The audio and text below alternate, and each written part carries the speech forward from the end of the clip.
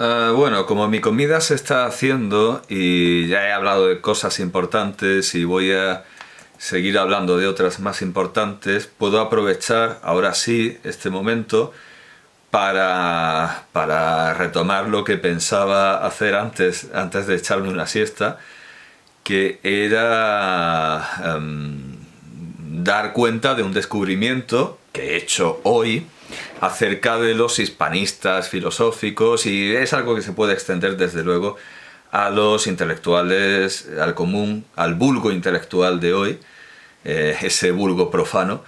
Pero me sorprende encontrar a los hispanistas filosóficos porque generalmente tienen más cultura, más estudios que los demás. Pero bueno, el caso es que he encontrado un tweet de un usuario llamado Meseta Enfurecida, Furious Meseta, en el que recoge algunos tweets de los hispanistas filosóficos habituales. Muchos de ellos proceden de la Fundación Gustavo Bueno, de ese entorno, pero sí, todos en realidad. Y veo uno de Pedro Insua, que por fin me he enterado de por qué es Insua, porque no es el apellido euskárico, no es el apellido vascuence Insúa, Juncal, sino algo también relacionado con lo fluvial, que es isla, pero además, vamos, de ínsula, del latín ínsula, pero que parece ser que en gallego se usa más para, insua se usa más para las islas fluviales. Aunque bueno, eso yo creo que una ínsula, es una isla, sin más. Es un nombre latino, no es euskárico. Ínsula. Pedro Insua, del latín ínsula.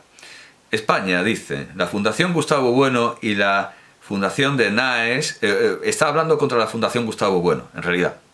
O sea que aquí hay un pique entre, porque él sí que se considera buenista, creo, pero ahora está hablando contra la Fundación Gustavo Bueno, contra la institución, contra lo institucional, no contra lo filosófico. La Fundación Gustavo Bueno y la F de Naes, o sea, la Fundación de Naes, y la llama, y aquí está mi descubrimiento, yo esto no tenía ni idea, la llama Anquilla Voxae, entendiendo esclava de Vox. Yo a Pedro Insua lo he visto escribir de una manera muy tediosa, muy prolija, muchísimo más de lo que exigen las materias que trata. Lo he visto disertar sobre Erasmo, sobre Vives, sobre una gran cantidad de autores que solo escribieron en latín. Y yo creía que los leía en latín y que sabía latín, pero claro, al decir esto de Anquilla Voxae, queriendo decir Anquilla Vocis, esclava de Vox o criada de Vox, está claro que lo que está haciendo es tomar una expresión que aparece en muchos manuales y que se atribuye o que se relaciona o que siempre se enseña cuando se explica a Santo Tomás, filosofía Anquilla Theologiae, pues como es Anquilla Theologiae, esclava o sierva o criada de la teología, pues será el genitivo de Vox, en lugar de Vocis, como todo el mundo que estudie latín sabe, será Voxae. Y entonces hace esta barbaridad, este monstruo, Anquilla Voxae, que demuestra, yo no tenía ni idea, demuestra que no sabe latín. Y bueno, ya siguiendo con el pique, dice, luego le sorprenderá a Fortunata y Jacinta que la asocien con Vox. Y bueno, aquí es que hay una presentación de España en contra de la dictadura progre, que tiene como logotipo la bandera de España y a Don Pelayo con la cruz de la victoria, aunque sin el alfa y el omega. Y bueno, claro, aquí están todos contra todos, la guerra hobbesiana. Fortunata y Jacinta contesta, ¿pero engañar a quién y cómo? Llevo 3 años trabajando la cuestión de las artes en España después de dedicarme 25 años al gremio, y hay que añadir siempre, sin ningún éxito. Por eso dice que ha abandonado esa exitosa supuestamente carrera por la defensa de la hispanidad, al igual que el cardenal Tarancón abandonó la música porque lo alejaba de Dios. Sí, ya, seguro que era por eso. Y a ti solo te interesa, le dice a Insua, pero qué alegría poder entender por fin algo. Es que, pero ¿cómo pronuncia Insua un apellido vasco que es Insua? Insua, del latín ínsula. Bueno, le dice a Insua. A ti solo te interesa si hago un vídeo de 12 minutos invitada por Vox. Vea por los fundamentos de mi tesis, si no los compartes, punto. Es decir, para ella es sacar de contexto su obra de 25 años, fijarse solo en un vídeo de 12 minutos, en un discurso de 12 minutos. Sin embargo, ella ve bien juzgar toda la carrera de Ernesto Castro por 5 segundos sacados de la presentación de su libro Jantipa o del morir. Bueno, y contesta Cangrejo Perplejo, algo que en realidad es irrelevante, simplemente lo digo por lo divertido del nombre, Cangrejo Perplejo.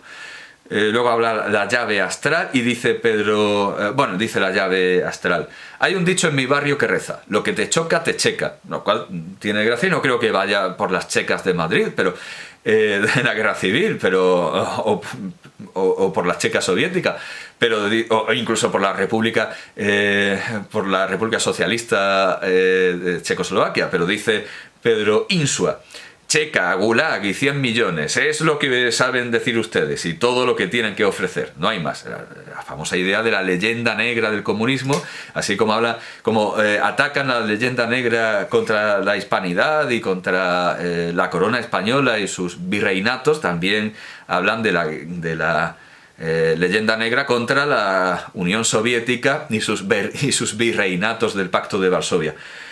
Porque hay un señor que enumera Lenin, Stalin, Carrillo, Kim Il-sung, Ceausescu, Mengistu, Enver Hoxha, Pol Pot, Fidel Castro, Beria, Dzerzhinsky, y hace la cuenta del libro negro del comunismo de 100 millones. Y esto, por cierto, me lleva que aquí no sale, pero me lleva a criticar también a Armesilla Conde, porque también critica a Castro por decir esto de que los 30 tiranos eran de extrema derecha. Sin duda alguna estaba pensando en una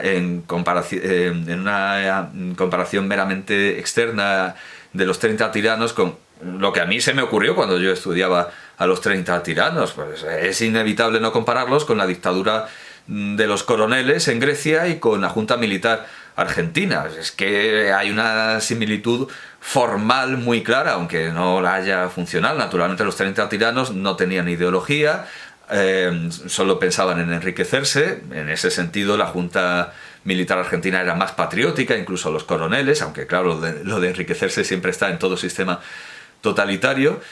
Y desde luego, si alguna ideología tenían, probablemente sería de izquierdas, porque eran títeres de Esparta, y Esparta era comunista, al menos en las comidas. A la hora de comer, Esparta era comunista, porque tenían esta comida comunal y comunista.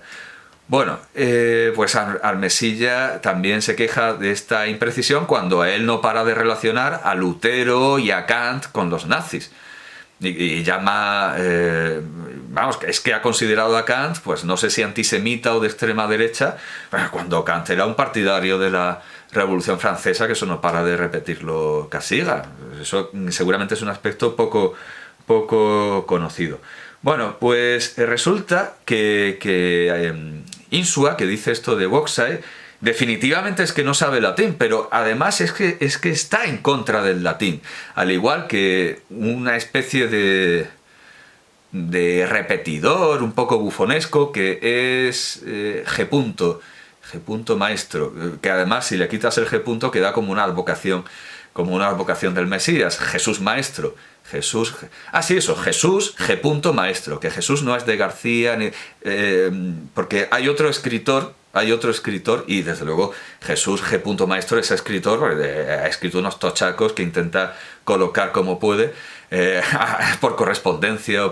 Él en un principio se negaba a dar razones, porque decía que todo estaba escrito en unos libros que valen como 100 euros el volumen. Y luego se pasó argumentando y cayó desde luego en lo más banal, en lo más... Bueno, pues hay otro escritor español que firma G. Que presentó las noticias durante bastante tiempo, es un escritor canario, que ahora... Delgado, eso es, Fernando G. Delgado. Y luego tenemos, por supuesto, a Pedro J. Es muy llamativo, a Pedro J. Ramírez, es muy llamativo que un adalid de la hispanidad firme omitiendo su apellido paterno como un escritor anglosajón y poniéndolo como si fuera un nombre compuesto, que es lo que hacen los anglosajones y lo que hacen algunos españoles al llegar a tierras anglosajonas. Como los anglosajones no entienden lo de los dos apellidos, convierten su primer apellido en segundo nombre y así lo conservan todos sin escándalo por parte de los anglosajones. No entiendo como alguien que dice Jorge Estanislao Paine, firma Jesús G. Maestro. Es una contradicción enorme. Pero bueno, eso es un desprecio al español. Yo estoy aquí para hablar del desprecio al latín. Y leo en Pedro Insua que un señor que... esto me parece muy mal. Es un troll que además tiene una cuenta para reírse de Pedro Insua y se hace llamar Perico Isla, traduciendo lo de Insua, que viene efectivamente del latín ínsula. Perico Isla. Esto me parece espantoso, vergonzoso, repugnante y reprobable, y encima la foto que tiene este tal Perico Isla es la de un franco sonriente con la bandera de España detrás. Vamos a ver, si quiere criticar a Pedro Insua, que lo haga con su nombre y que lo haga con su rostro. Ahora bien, lo que le está diciendo aquí no es propio de troll. Le da unas razones que además yo comparto, y compartiría mucho mejor, desde luego, y con menos resquemor si lo dijera con su nombre y con su cara, y no con una parodia de su interlocutor. Dice, es que España es la evolución de Hispania. La España del siglo VI era España del mismo modo que Toletum era Toledo. Son exactamente la misma palabra y la misma entidad. Pero Pedro Insua dice, pues una está en latín y otra en castellano. O sea, vamos, que para él España no es España si no habla español. Y sin embargo, luego criticando a un tal El Iberista, que firma con un pentáculo y un piolet, y le adjunta un vídeo de una conversación sobre lo que es España, y bueno, y él aparece poniendo así el dedo de a ver dónde están las nacionalidades, que yo las vea. Yo no sé si veo a Armesilla, veo a alguien que parece Juan Soto, pero no lo creo porque no está en este mundo, afortunadamente para él, y contesta Pedro Insua, habemus Hispania tetranation, o sea, no sabe latín, porque alguien que sabe latín no hace una broma así. No hace esta patochada, este monstruo macarrónico que podría haber firmado en Berlinus Coccaius. Dice, es la primera vez que le doy una cifra y 4, no dice los nombres. Vale, entonces, resulta que esta gente presume sobre... Sí, no había hablado de Jesús G. Que es una especie de repetidor que tiene Insua. Insua hace lecturas, escribe artículos un poco tediosos, pero cita fuentes y habla de lo que tiene que hablar. Si habla de Erasmo, habla de Erasmo. Uno pone un vídeo sobre Erasmo de G. Maestro y ahí no se habla de Erasmo en ningún modo. Se habla de sus rencillas personales, de su resentimiento contra la universidad, que sin embargo lo ha hecho catedrático con un sueldo que puede llegar a 5.000 euros al mes y aún así detesta la universidad, que lo ha hecho catedrático. Se mete con los anglos, con los anglosajones, con los protestantes, con Lutero. Siempre las mismas obsesiones, ya hable de Rosalía de Castro, de Erasmo o de Lucero del Alba. Es como una vez que estaba en Granada y estaba oyendo, porque el materialismo dialéctico, me acerco al título de la clase, a la cartela donde estaba el horario de lo que se daba allí, y se estaba dando una asignatura llamada Becker, y les estaban explicando el materialismo dialéctico. Pues lo mismo es Jesús G. Maestro con la puñetera hispanidad todo el rato, con los anglosajones son muy malos, Lutero tiene la culpa de todo, toda la historia. O sea, no es más que un meme, no es más que una repetición.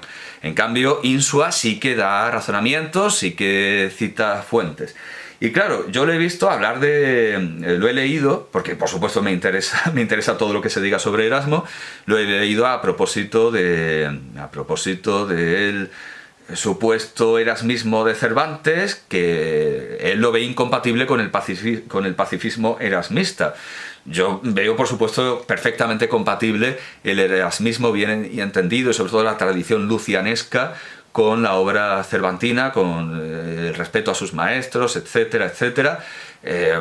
Otra cosa es, desde luego, la imitación de Tasso, donde está esa relectura de las armas y las letras, pero bueno, esta no es la cuestión. La cuestión es que he descubierto que la parte que yo creía que era más culta de los intelectuales españoles, porque en general yo he visto, en Granada, por ejemplo, yo he visto a los profesores ir en peregrinación al despacho de don Miguel Dors, sí, de don Miguel Dors, para que les explicara pasajes en latín y les aclarara y tradujera textos latinos, porque ellos no sabían. Ellos tropezaban con el latín y Miguel Dors era el único de todo ese departamento de literatura española que sabía latín. O sea, es perfectamente normal, y ahora, claro, voy a introducir el término, que nuestros intelectuales, profesores, etcétera, sean idiotas. Pero no esperaba que lo fuera precisamente la escuela que sigue a Gustavo Bueno, que decía, por ejemplo, que los críticos eran idiotas en el sentido etimológico del término, y lo dejaba por explicado, y nadie le preguntaba por el sentido etimológico del término. Yo creo que tendría que dar algunas explicaciones, porque ¿qué quiere decir que los críticos son idiotas? ¿Que solo piensan en ellos? ¿Que son ciudadanos particulares? Etimológicamente no se resuelve una explicación clara y certera y admisible de por qué los críticos son idiotas. Y cuando yo digo que el hispanismo español y muchos españoles, sí, estoy citando a Rajoy, que cuando yo digo que el hispanismo filosófico es idiota, no lo hago en un sentido etimológico difuso de ciudadano particular que puede incluso remitir al mundo del derecho. No, lo hago en un sentido muy concreto. Lo de idiota es un término que no se puede usar a la ligera ni amparándose en una etimología como hace Gustavo Bueno, porque es un término muy complejo. En principio significa ciudadano particular, ¿de acuerdo? Luego también el que no está instruido, pero hay muchos grados de instrucción. Entonces, para Cicerón en tiempo de Cicerón, porque él no lo dice, se lo dicen, en tiempo de Cicerón, idiota es el que no está instruido, no ha leído bien a los griegos, no ha leído en Columela, idiota es el que no sabe leer, por ejemplo. Luego están los que se apropian del término como algo beneficioso. Por ejemplo, San Francisco de Asís, que se llama idiota, o ese canónigo que escribe esas conversaciones, o esos no soliloquios, sino esas disputaciones del idiota, que es Raimundo Jordán,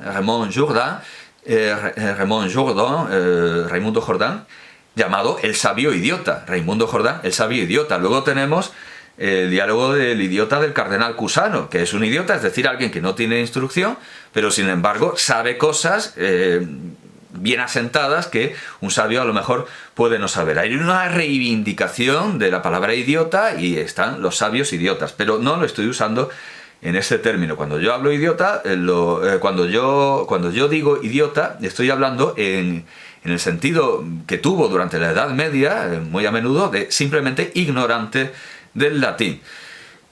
Y es llamativo que este desprecio al latín que tienen tanto Insua como Jesús G. Maestro, que no para de decir yo hablo español, yo solo hablo español,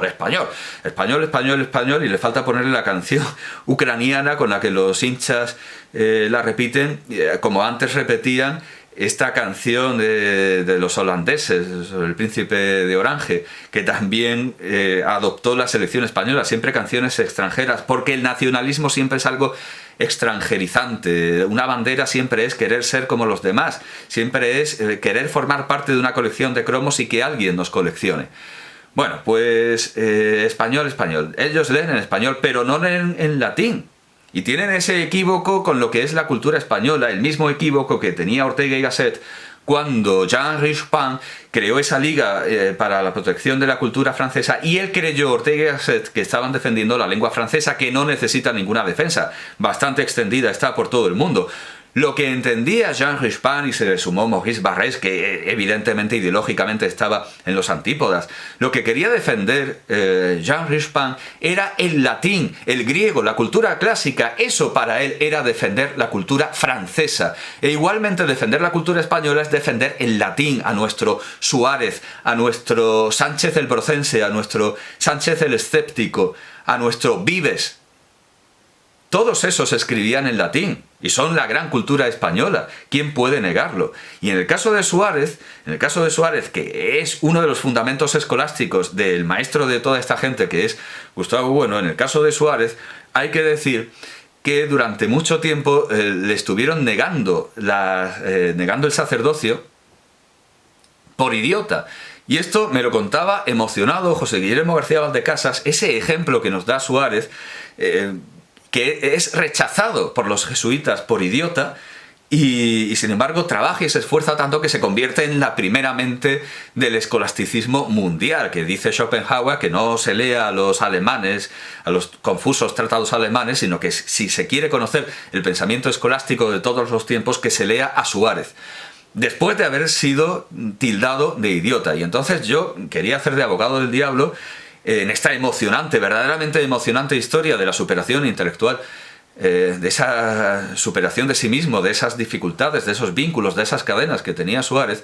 Yo, haciendo de abogado del diablo, le decía a García Valdecasas si a lo mejor no se referían las autoridades eclesiásticas a que no sabía latín o a que tenía complicaciones con el latín, porque muy raro me parece que alguien que es calificado de idiota en el sentido actual lo fuera verdaderamente y luego se convirtiera en una mente como Suárez. Pero no, se refería exactamente a eso, no al desconocimiento del latín, porque antes de pedir ser jesuita, Suárez había estudiado en Salamanca. La mente de Suárez estaba bien para estudiar leyes en latín en Salamanca, pero para los jesuitas era poco. Es decir, que un universitario podía ser en aquel tiempo, un universitario que supiera latín, podía ser perfectamente un idiota en sentido contemporáneo, como hoy perfectamente un universitario puede ser idiota en el sentido usual.